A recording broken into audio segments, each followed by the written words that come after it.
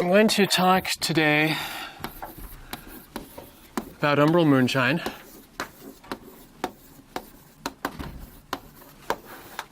So the story of Umbral Moonshine is, well, this is fairly recent. So the first hints of this was in 2010.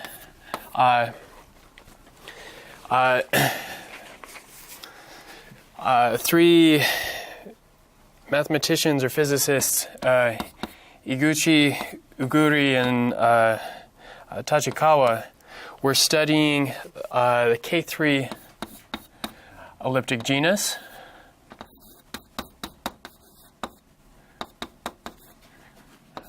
K3 elliptic genus.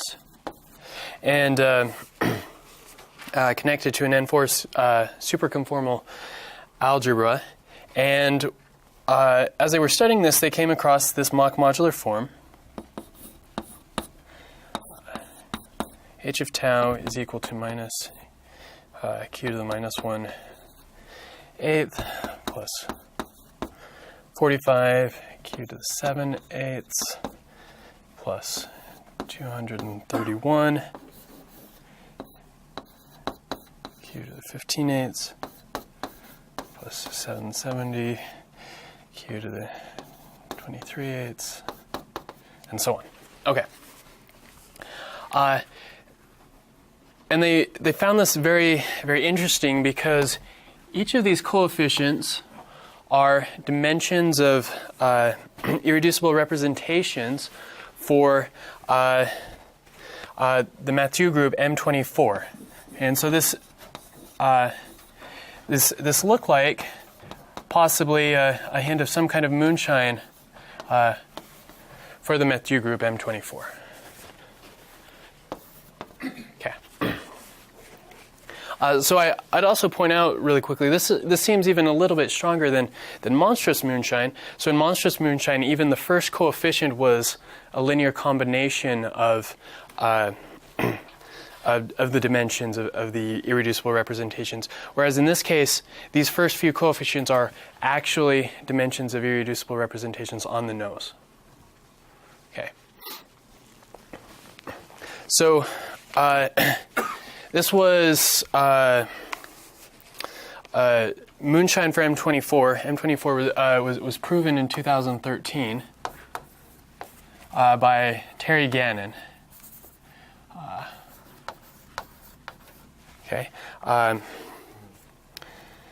So he proved that there is a moonshine phenomenon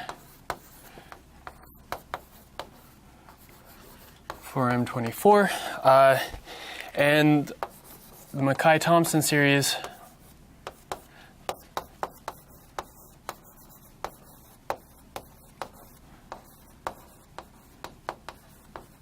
are specified Mach modular forms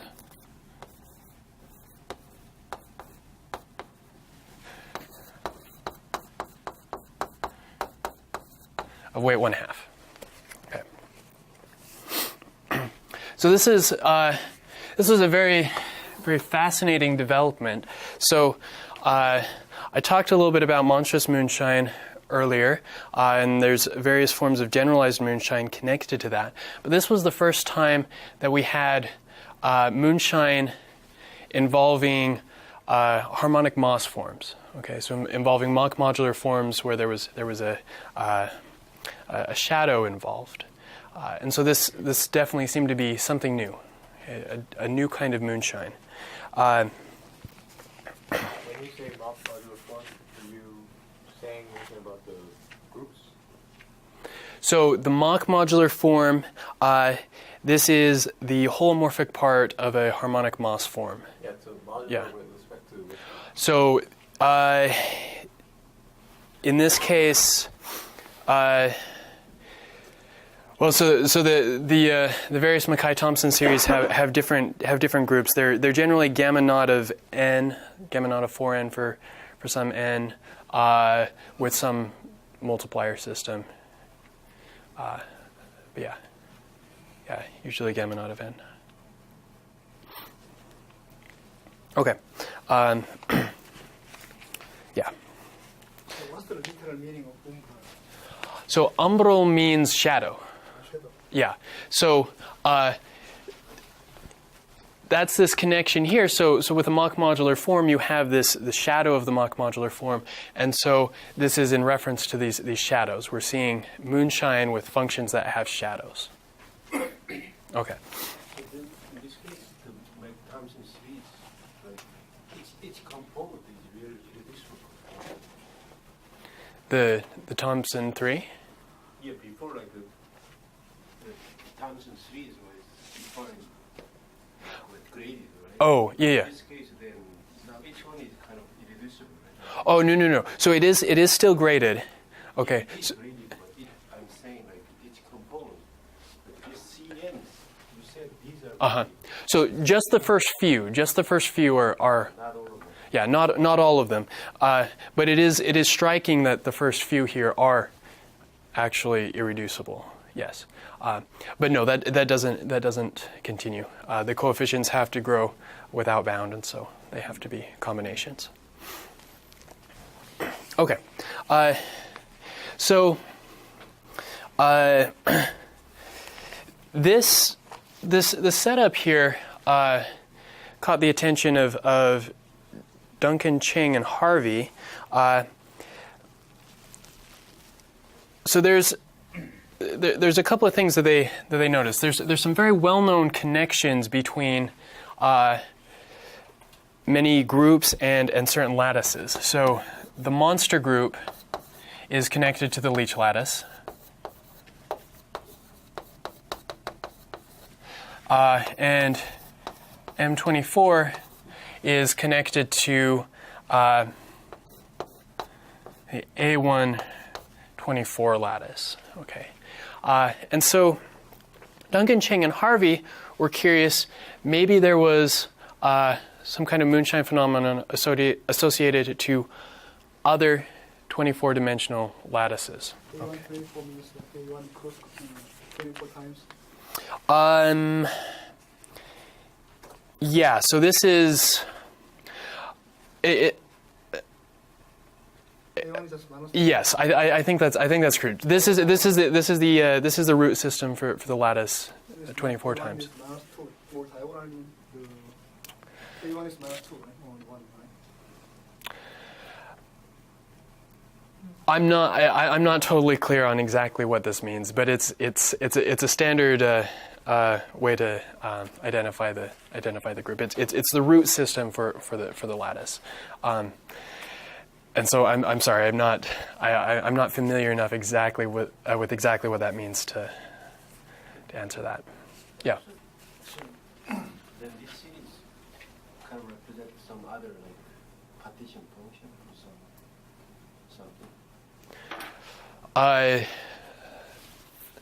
something. Another kind of partition function. Yeah, before like what that represents the states.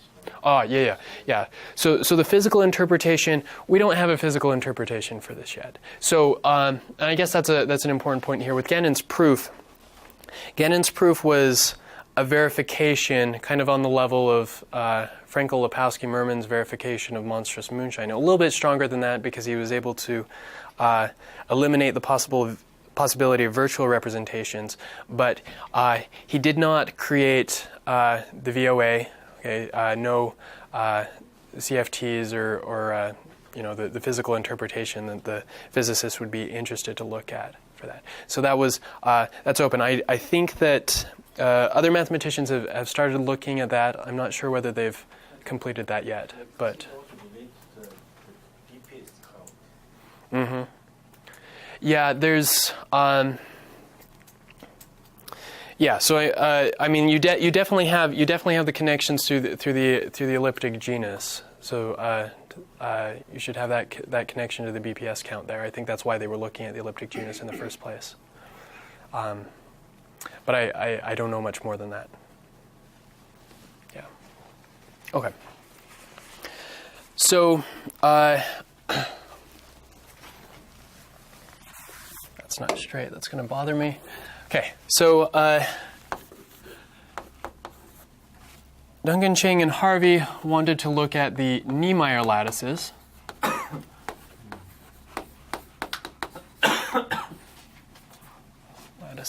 And so let me quickly define what these are. So Niemeyer lattice is a lattice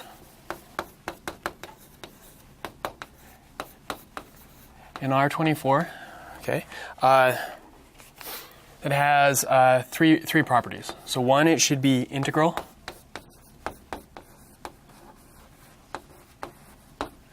Which means that the dot product of any two vectors should be an integer. Okay. It should be even, which is to say that the square norm of any vector should be an even integer. And then it should be unimodular.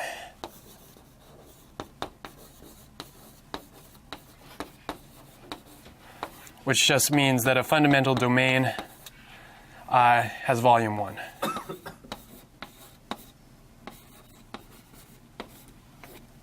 Okay. So up to isomorphism. What's that?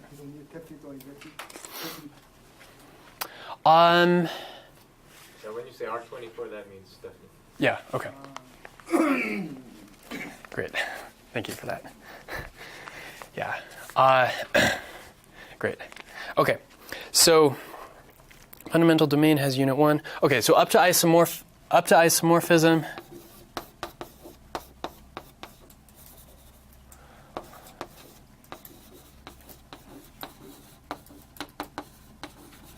There are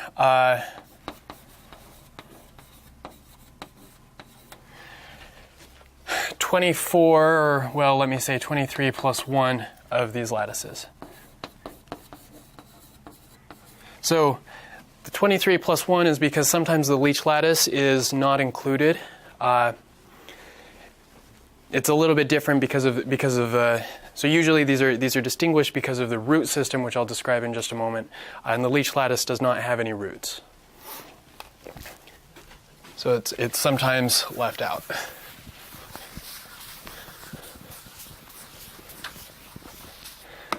So in our lattice, a root. Is there any reason for number 24? So I can give you the number 24 comes up in Monstrous Moonshine for some very specific reasons. I'm not sure if it's the same reason that 24 is showing up here. Probably not. I don't know. 24 shows up in a lot of places for a lot of reasons. It just seems to be a very special number. So yeah, let me say that I don't know. That would be nice to know, but. I mean, the root means that this is quantum root system. You mean some algebra or? Yeah. So the root systems here in the lattice. The root is going to be defined as any vector, any vector R which has square norm is going to equal 2. Okay, and so yeah, that will be connected to that.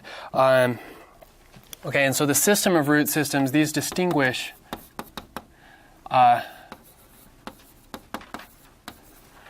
The Niemeier lattices. And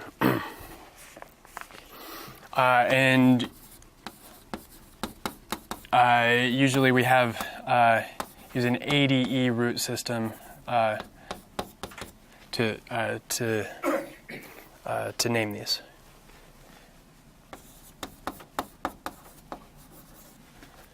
Usually, yeah. So we usually use that to distinguish these lattices. So another important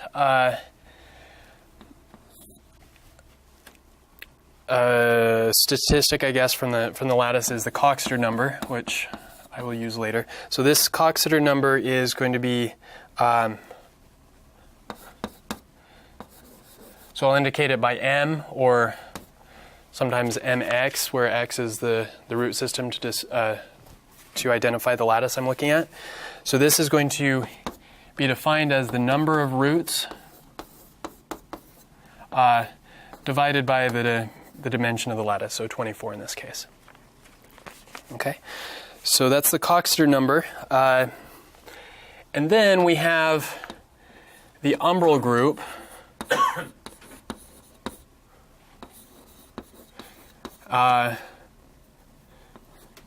This was given this name by Cheng, Duncan, and Harvey. This will be, our notation for that will be GX, and this is going to be defined to be the automorphism group of the lattice. So let me denote the lattice by LX. So the automorphism group of the lattice, mod out by reflections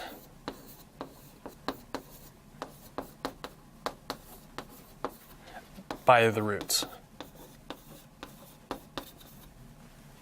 Okay. So this is the root lattice of the AD system. Yeah. So a given ADE system uniquely identifies the roots, and then and the lattice here. Yeah. So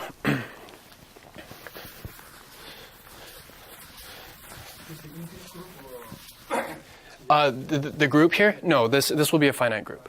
Yeah. So in particular, in the case of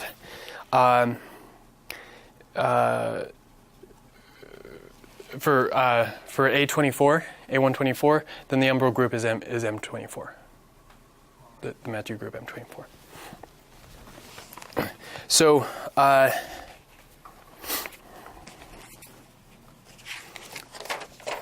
then using this notation,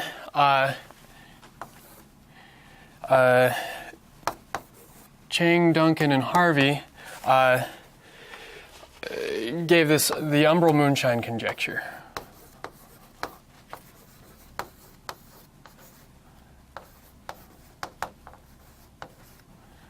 Moonshine conjecture. Okay, and this is, they conjectured, so given, let's see, so given a Niemeyer lattice LX, Niemeyer lattice, GX, the Umbral group associated. Then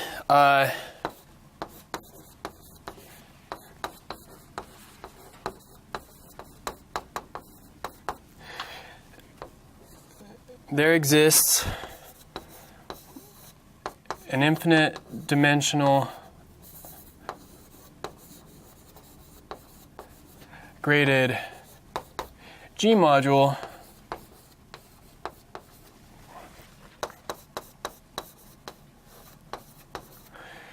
whose Mackay-Thompson series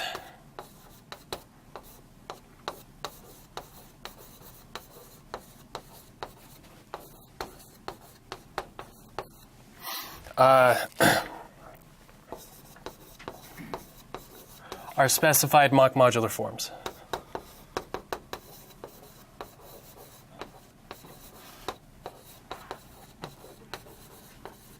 Okay. So,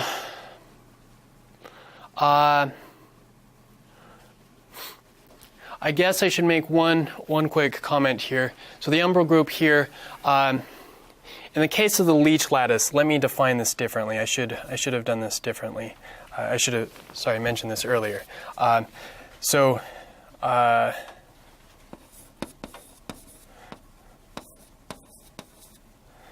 Well, let me just say, let me just not count the Leech lattice in this for the moment. The Leech lattice has to be taken care of a little bit differently. So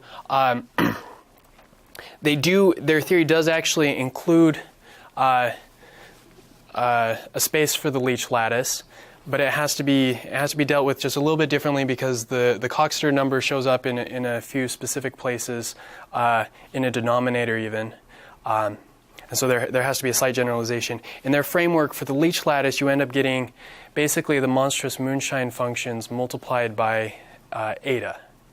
Okay, so it's basically the same theory, but it's shifted from weight 0 to weight 1/2.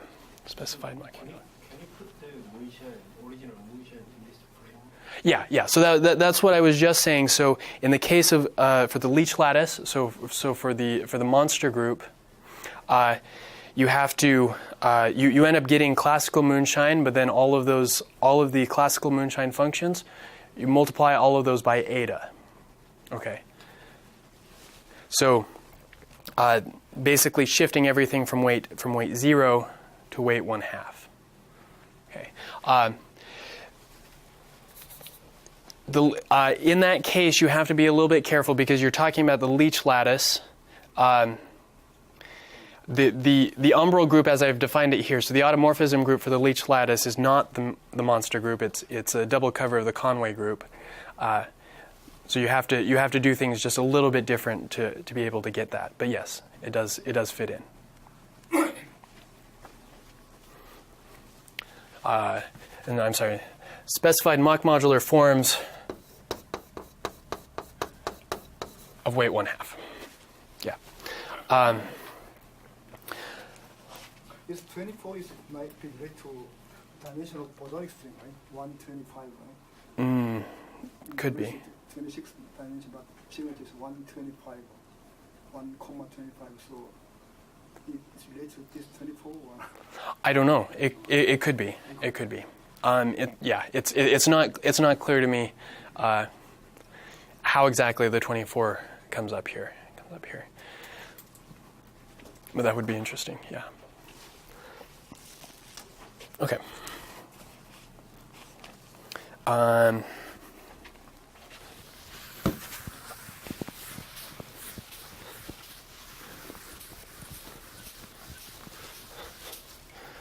Let's see. Group. Okay. So yeah. In the case of the Leech lattice, we get the Dedekind eta function times the classical Mackay-Thompson series. In the case of the A124 lattice, we get the Mathieu moonshine proven by Gannon.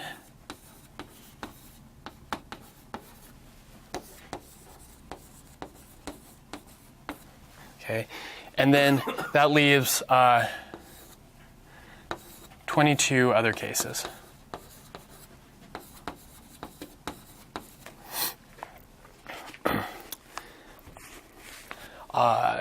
Generally, so I said here that these are Mach modular forms. In the conjecture in Harvey, Cheng, and Duncan's paper, they give these as so the Mackay-Thompson series. Just do this. The Mackay-Thompson series are given as vector-valued harmonic Moss forms. So their notation is Hg for the Mackay-Thompson series. They write this as a vector of forms Hgr, where R here is an integer mod twice the Coxeter number.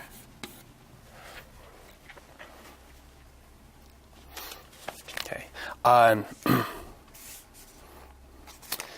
Additionally, the shadow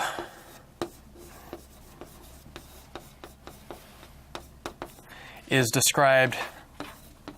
So the shadow will always be a unary theta function, and it's described in terms of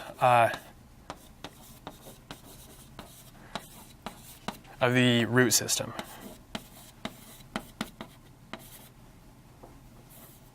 Yeah. And so this is one reason why in the case of Monstrous Moonshine, so there are no roots, you would expect that there should be no shadow. The shadow should vanish here. Okay, within this theory. Yeah, so R is an index.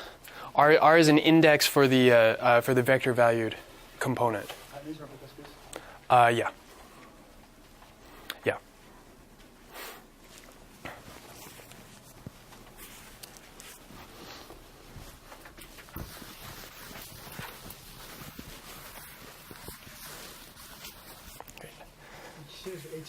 For each G, there are many R. Yeah. So there'll be an index. So R mod twice the Coxeter number. Some of those will generally be 0. Okay. But anyway, yeah. So you can look at that index, and so at each of these components, you'll have a Mach modular form, whose coefficients can be given as traces over our infinite dimensional G module. Yeah. Infinite dimensional G module. Yeah. Great. Okay. In this case, do we have any kind of like vertex algebra structure thing like that? So we should expect that something should exist, but and some people are working towards that, but I don't think that it's known for all of the cases. Okay. What is known? So I can give you this theorem. This is due to Duncan, myself, and Ken Ono. So John Duncan, myself, and Ken Ono, and we proved this conjecture on the same level as Gannon proved moonshine for the Mathieu group. So we verify that we verify the existence and can give a construction in terms of the Mackay-Thomson series of the infinite dimensional module, but we can't give a VOA yet. Okay, I think that. There is some work towards that. In some cases, it's done, but I don't think it's done in all cases, and I'm not sure I could say which cases it's done.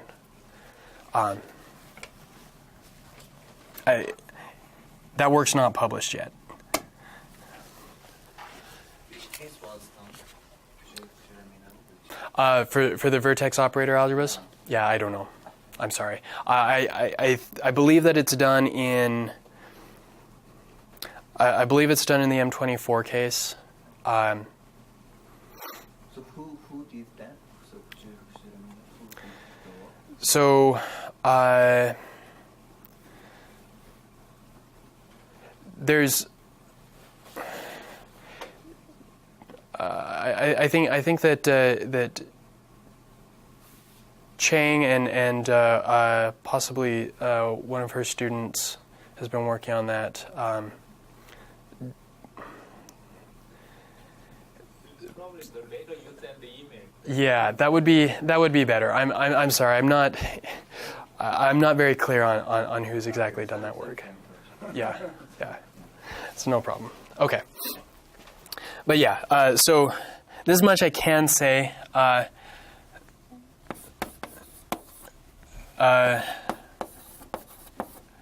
The conjecture is true for Umbral Moonshine on the level of we can verify the existence of the infinite dimensional module and construct it from the Mach modular forms.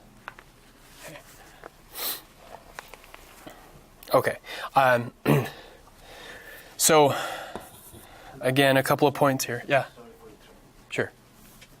In the original case, like they used like vertex algebra stuff, right, to construct the model, right? Yeah. And in your case, then how do you? Yeah. So this was before before that module was constructed, let's see. I'm going to get those.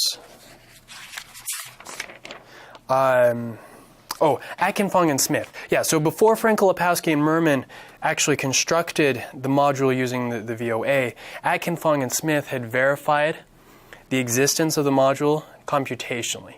Okay, this is basically at that level a little bit stronger than what they did because they couldn't get rid of the possibility of virtual representations. But we have the Mackay-Thompson series, and so you can work backwards from the Mackay-Thompson series to construct the module. It doesn't give a natural construction. It doesn't say why this thing should exist in mathematics or why it should be an interesting thing in mathematics, but it shows that it exists. Okay. Then from there, the next step would be to find the VOA, to find a natural understanding of why this fits into the theory. Yeah.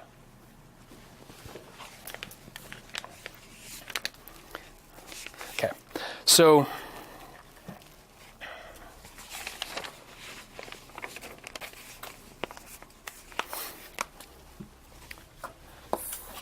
a couple of points that I'd like to say. So I'd like to say something about these umbral groups. So some of them are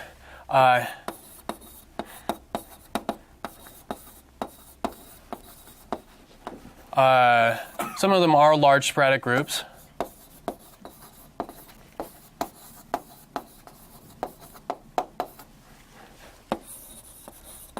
Okay, so we end up getting M24. There's also there's a double cover of M12 in there. Some of them are not so large, and they're not all unique. So there are two cases of the third symmetric group, for instance, that show up. There's also what's that? So for two different lattices, we end up getting the same umbral group. We end up getting S3. Oh, sorry. Up here. This is a double cover of M12. Yeah. Sorry. So they're not all unique. In two cases, we end up getting S3. There's actually a few cases of Z2 and even a few trivial groups.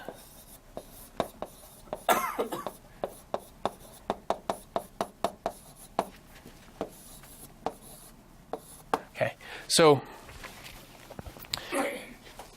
moonshine for a trivial group, obviously, I mean, that's not a difficult thing to prove, and it might be a question about why this is interesting. But coming back to Cheng, Duncan, and Harvey's conjecture, they actually give constructions for the Mackay-Thompson series. Constructions showing how both the construction and the modularity is tied to the arithmetic of the lattice. So even in the cases where we're getting a trivial group, even the cases where we're getting different copies of the same group, we're getting unique Mackay-Thompson series connected to the lattice itself, okay, connected to the arithmetic of the lattice itself. So yes, umbral groups is more simple, or? No, they're not all simple. So,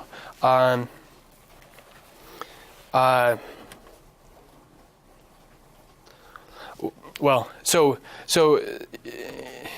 there you see. Yeah, yeah. So I've got a double cover there, but I think they're either all simple or like a double cover of a simple group. I think that's true. Yeah.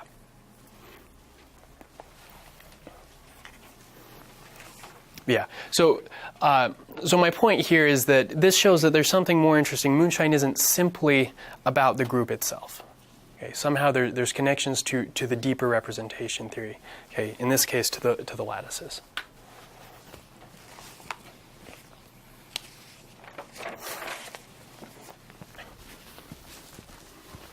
Okay. So.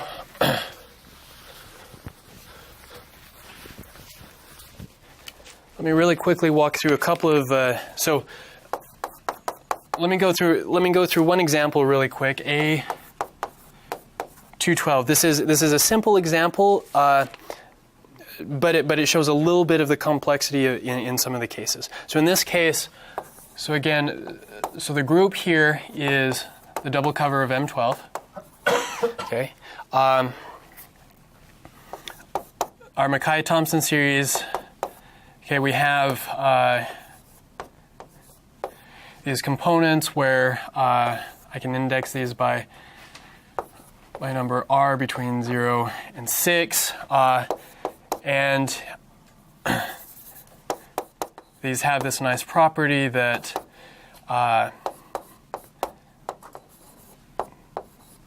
there's the symmetry for the negative of the index. That's standard for these Mackay-Thompson series.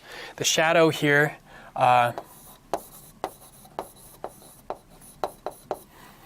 At least for r equals, well,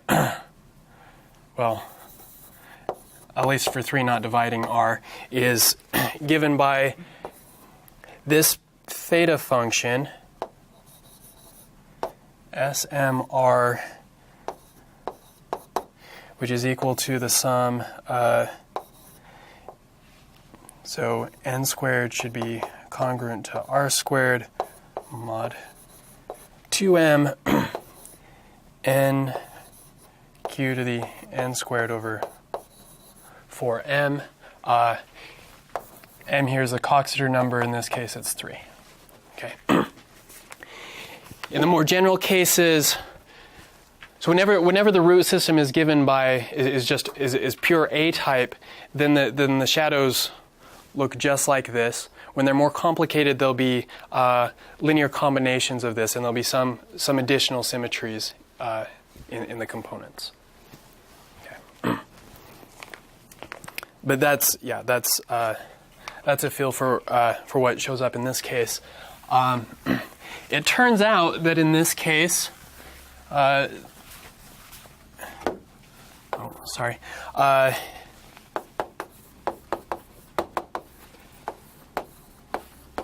in this case, several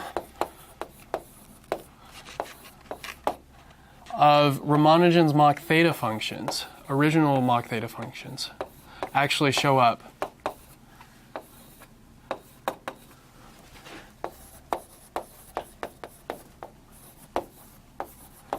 as H sub gr for some g and r. Okay. Several of his, and they're all third order Mach theta functions, if that has any meaning for you. But several of those show up.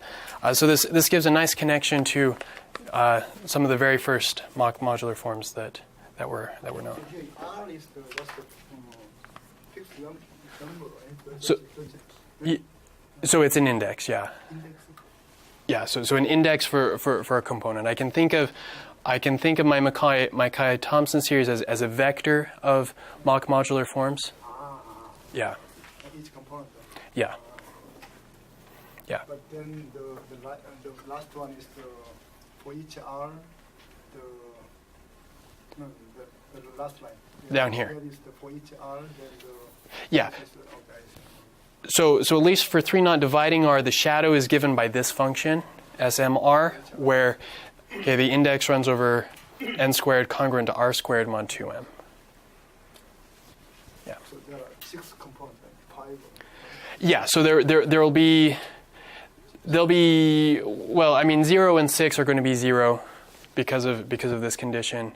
The third one is also 0. So really there's 1 and 2, and then 4 and 5 are negatives of the others. So there's really only 2 unique Mach modular forms in here, but writing it in this form makes it easier to write the transformation properties for it. I mean, HGR is minus HG minus R, right? Comma minus R. Yes. Yeah. Yes, that's true. Yeah. Again, modulo 2m. Okay. Great. Okay. So let me really quickly talk about the outline of our proof, the work that we do here. So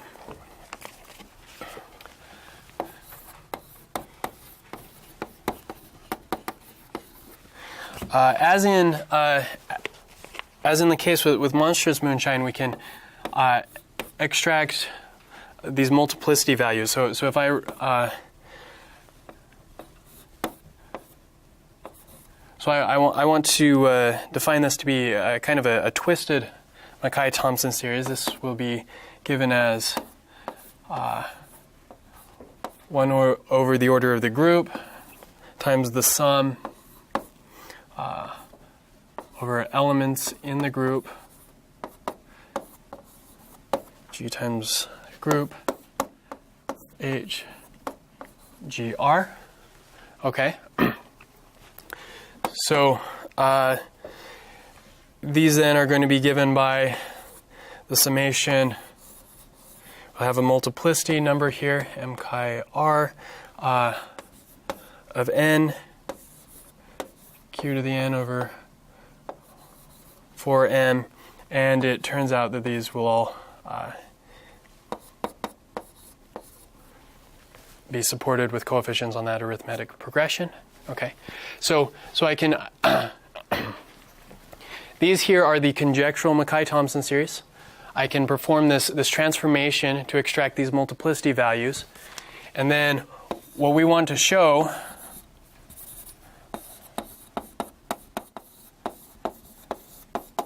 is two things. I want to show that these multiplicity values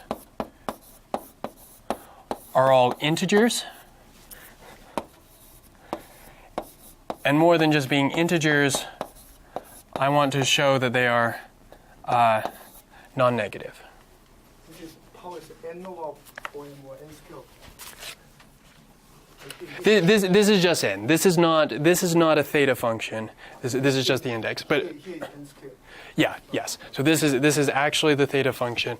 This is all I need is that n squared is congruent to r squared. Oh, sorry, that's a mistake. This right here is n is actually congruent to r mod 2m. Here I just need that their squares are congruent. Okay. Yeah. So I want to show these two things. Okay, and if I can show these two things, then that's enough to, given my alleged Mackay-Thompson series, I can use these to construct the infinite dimensional graded algebra, okay, using those multiplicities. So, in order to prove integrality,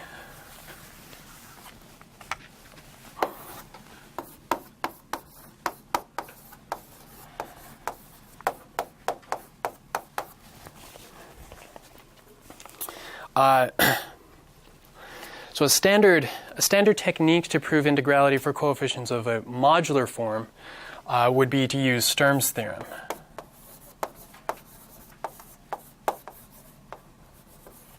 Okay, Sturms Theorem basically states that if f is a modular form and its coefficients are integral up to some bound,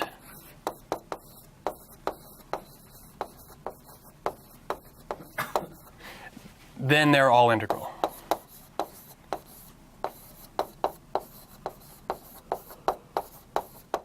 Okay. So I can't apply this directly in this case because I'm working with mock modular forms. Okay, so I want to be able to adapt this somehow, be able to turn my mock modular forms into a modular form, so then I can apply this theorem and just do a finite calculation to establish integrality. Okay. The way that I'm going to do this is something called Homomorphic Projection.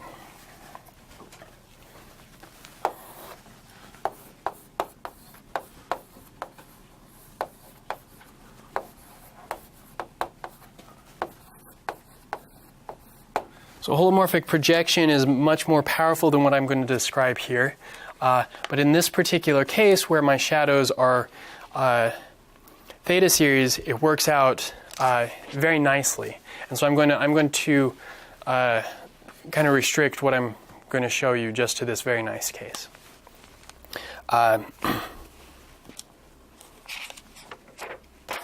So the specific theorem that I'm going to use is due to Mertens. And so let's suppose that F plus is a Mach modular form.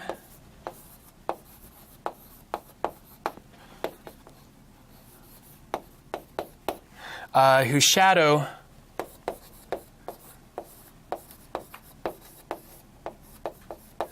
is given by, suppose it looks like one of these functions, SMR, like I defined earlier, one of those theta functions. But then, just to be precise, the way that I've defined shadow, I want this divisible by its Peterson norm squared. So if F plus is a weight 1/2 Mach modular form whose shadow is given by this, then it should have, well, then it could have rational coefficients. Okay, so suppose F plus is given like this. Then I can multiply F plus by another theta function. Just to keep things nice, let's multiply by the same type of theta function, same type of weight 3/2 theta function. Then there's a correction term here.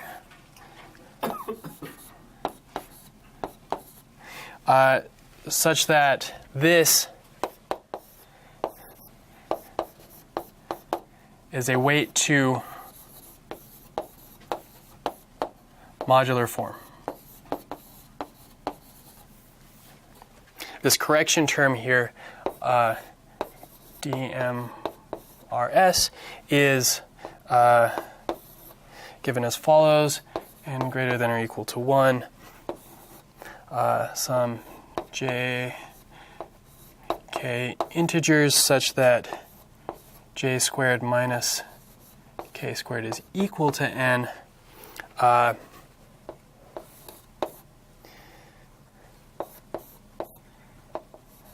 Via rj vsk j minus k q to the n over 4m. Those functions phi t are just going to be plus or minus 1 or 0, depending on if L is congruent to plus or minus that index or not. Okay. So the important point here is that this correction series, it's a Q series whose coefficients are all integers. Okay. Very easily calculable from just these indexes R and S of my theta functions involved here. Okay. The principle, what's happening here is we can think about this as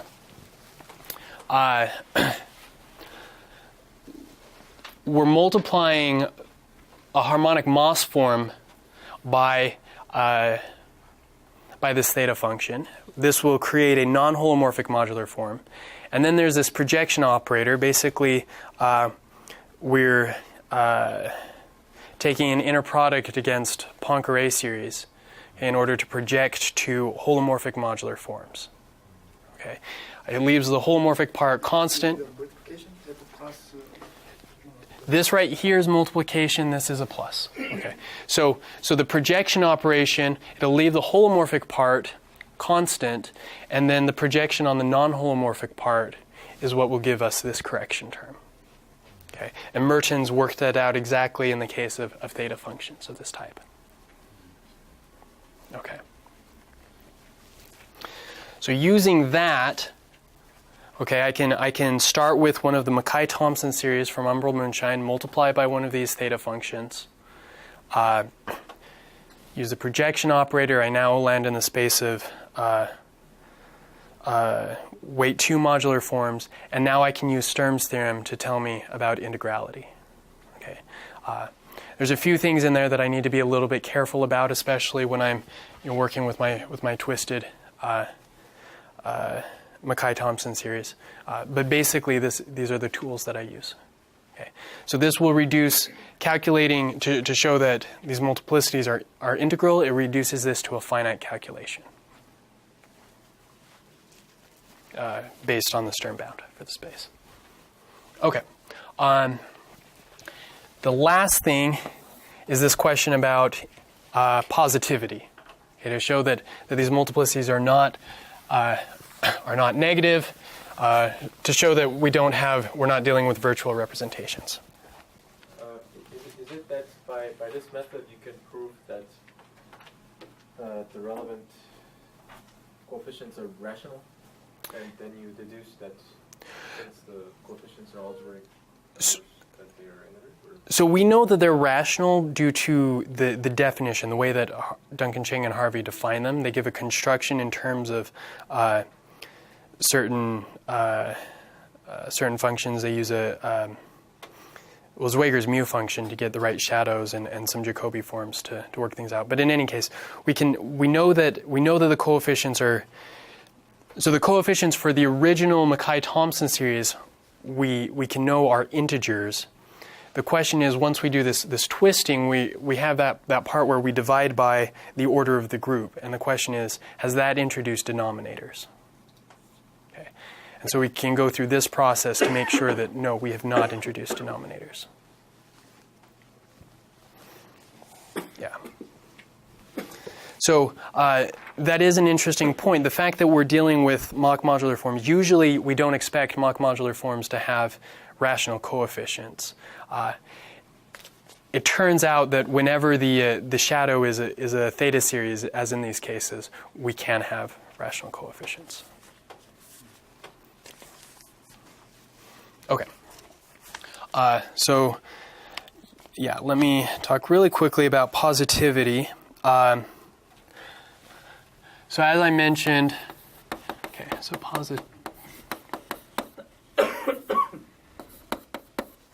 okay, so as I mentioned, the Mackay-Thompson series are given by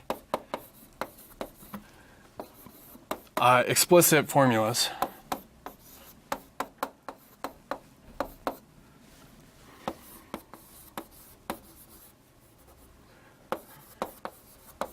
But they also give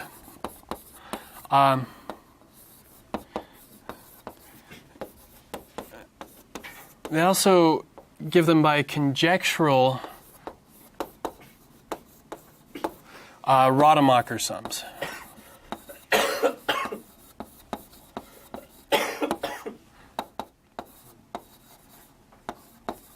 So these Rademacher sums are basically Moss-Poincare series like I talked about yesterday. So they're conjectural. It's easy to show that if the Rademacher sums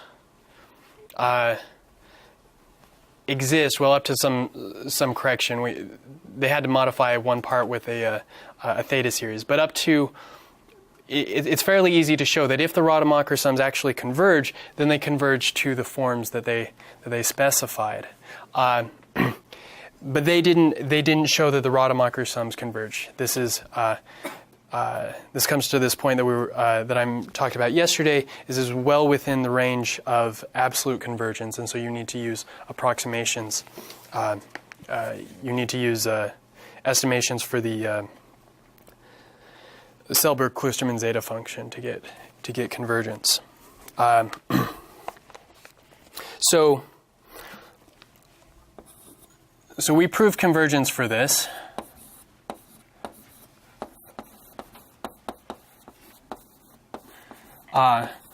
We did a little bit more than just prove convergence, though. We actually walked through the bounds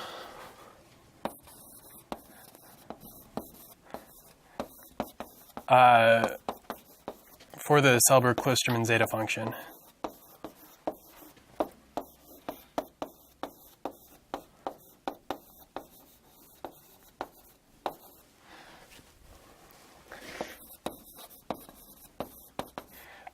To bound the coefficients, to bound the size of the coefficients.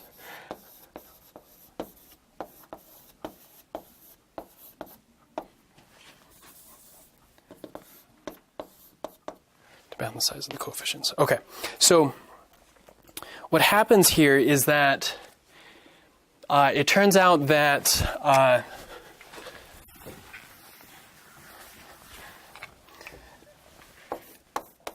the H1 of R are always, so the coefficients of these are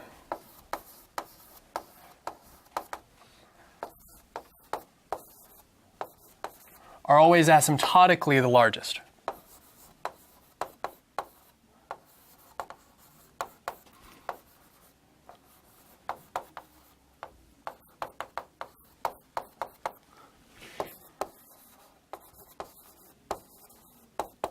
It also turns out that they're always positive.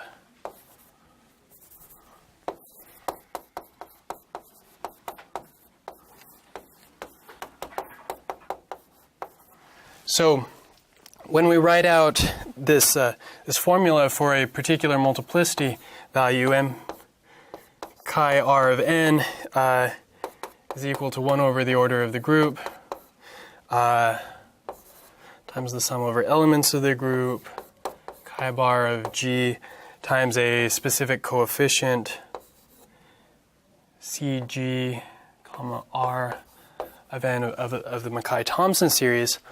What we're saying here is that the term when g is the identity eventually is going to dominate, and it's positive, so these multiplicity values are eventually going to be positive.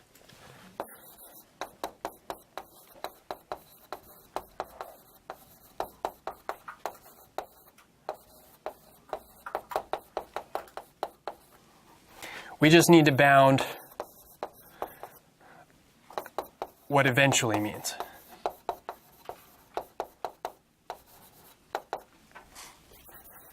Okay. So using our bounds for the coefficients, we can give bounds to say that after a certain point, this expression will always be positive. And so then we've reduced it to a finite calculation. Once we calculate up to that point, show that everything is positive up to that point, then it all must be positive after that. And so that concludes. Yes? What relation between HGR and this homomorphic projection? Between this? No, HGR, right? HGR? Yeah. Okay, so I'm going to do this homomorphic projection on. I'm going to apply this to the twisted series, so H chi R. Okay, so that's the series that I want to prove positivity about. Okay. So so that's where I would do this holomorphic projection. Again, I have to be a little bit careful to make sure that I can work backwards and preserve integrality. But yeah. So I would do that for integrality. In order to do positivity, we can step back away from that. We don't need to do the holomorphic projection. We simply have to look at these bounds for the Rademacher sums for the coefficients. There we need to bound. We bound the size of these individual coefficients. We know the character values. Okay, so we can bound. Well, we can bound the multiplicity. We can show when at what point it must be positive, and then if we can calculate up to that point, then we're done. The worst case was the E8 cubed lattice. In that case, we needed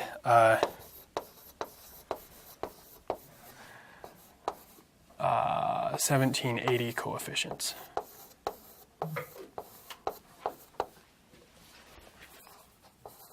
Okay. Great. What is level in that? What's that? Level of the The level here. Well,